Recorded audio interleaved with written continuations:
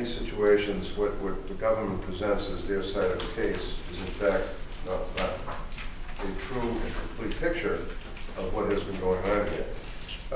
Consistent with the bail statute, Your Honor, I've had a chance to look at Mr. Taitt's, his Bob. Your Honor, can see that he really, other than juvenile matters out of Boston, and there's one case with detectable default on the same date, 2 cases. He's got no defaults on his record. He's been a young man who has a gainful employment. He actually works with kids in the program through the Martin Luther King School here in Brockton, K-8. He's involved with the back to school program. He does have an education. He has strong roots in the community. He has 2 children, 2 little girls, ages 2 and 1.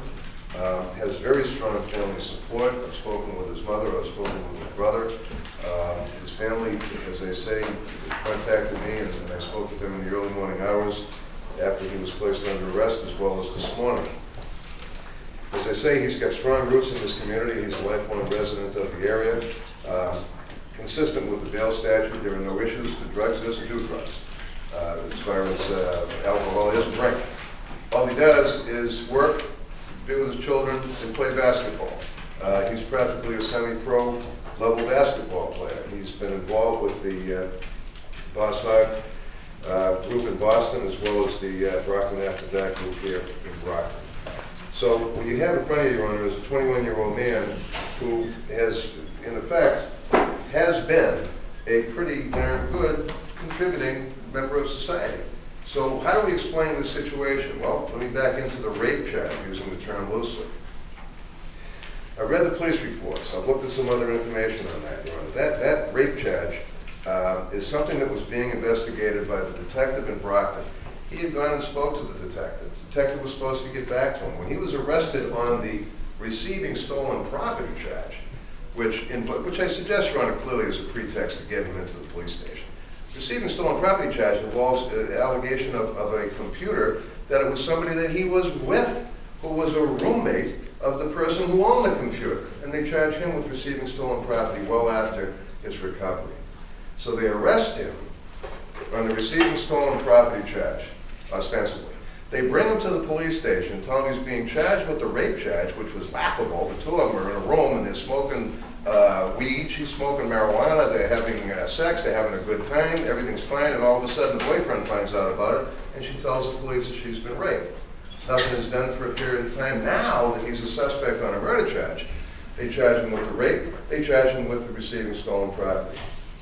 They arrest him, they bring him to the Brockton police station. They don't talk about the rape, they don't talk about the receiving stolen. There's a bunch of detectives, they're throwing down the photographs, they're throwing down their information, they have him on videotape, and he makes a statement admitting, as counsel said, that in fact he was involved in the shooting. The other part of the story, as I say, is that this has been a year of incessant stalking, threats, harassment, assaults by the victim, as the government says.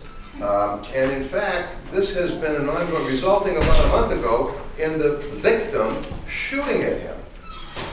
He's at the Progressions Lounge for a party for someone that he knows. And the victim is in the lounge and goes up to him at the bar in front of witnesses and slams him down into the bar, again accusing him, as he has been for quite some time, of stealing jewelry from his mother, because he was his tenant, in fact, up above in the apartment with the mother. And both mothers know each other. So this argument continues. Now, he goes outside. In the course of going outside, he doesn't follow the victim outside. He goes outside, and he's followed outside by the victim, who is then restrained by his friends.